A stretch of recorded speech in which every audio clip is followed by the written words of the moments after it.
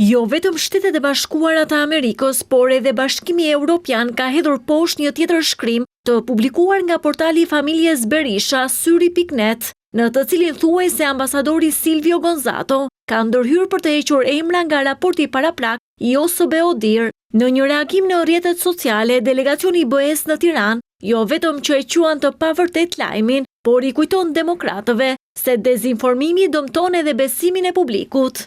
Artikulli publikuar nga Syri.net që pretendon se delegacioni i Bashkimit Evropian në Shqipëri apo ambasadori ka ndërhyrë për të hequr emra nga raporti paraprak zgjedhor i OSBE-ODIHR është i pavërtet. Raportet e vëzhgimit zgjedhor të OSBE-ODIHR janë të pavarura, të paanshme dhe bazohen vetëm në gjetjet e verifikuara nga ekipet e tyre vëzhguese. Dezinformimi mund të dëmtojë besimin e publikut në proceset demokratike.